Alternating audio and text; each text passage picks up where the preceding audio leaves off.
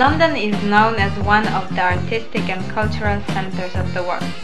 In the streets of the city you can find people of all kinds of styles. The hippie movement, punk, indie, anything goes in London.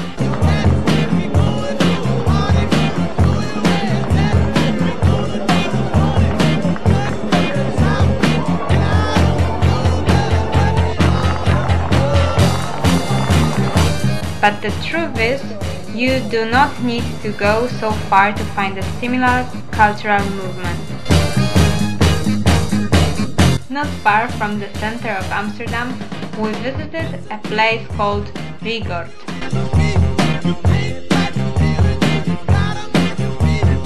Rigord is a village in the North Holland, at the head of the African port. It is part of the municipality of Amsterdam on a former island and an industrial zone in the middle of the Western Gate, where all the buildings and grounds have a cultural destination.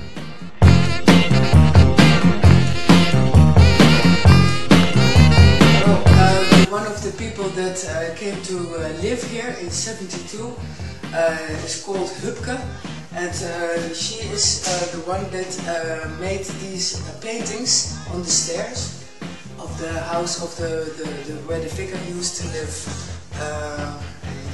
They all decorated this house like this, but this is the only thing that is left. It's very creepy.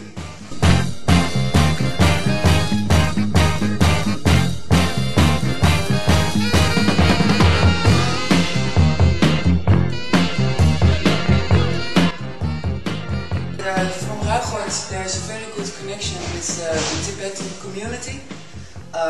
For the months ago we had Earth Day here, and all the money we raised we gave to the Tibetan community, the people that are refugees from Tibet, because they cannot do what they want to do up there. This is the Dalai Lama. And they always celebrate his birthday here and the Tibetan New Year. And the Tibetan New Year is somewhere in February.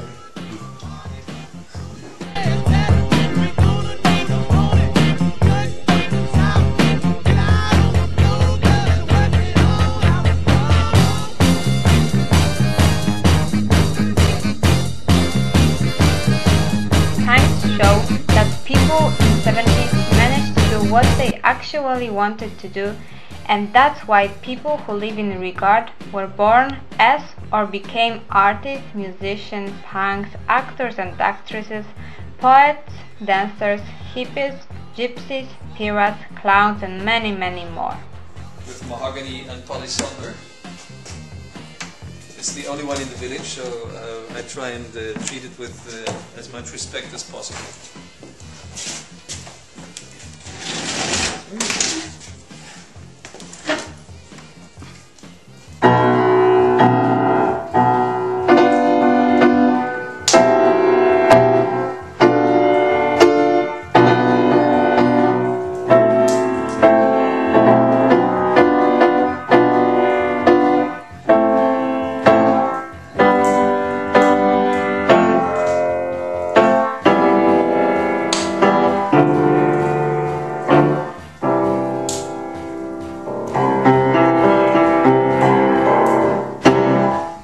In terms of spirituality, there's a strong cultural element to that. I mean, there's a spiritual aspect to music and to celebration and coming together and celebrating something in a particular way.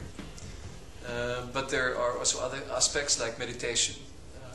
So we have meditation groups, we have all sorts of workshops when it comes to rebalancing, rebirthing.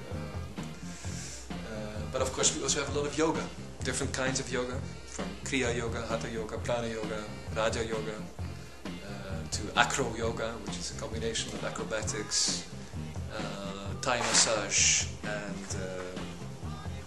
and the principles of yoga. So that's a lot of fun to work with your partner or with friends on Acro Yoga. And I think there's a strong spiritual component to the village as well. don't follow any kind of doctrine, we don't follow a dogma, we're not evangelical, we don't impose our views or our religious opinions on anything. It's not a sect,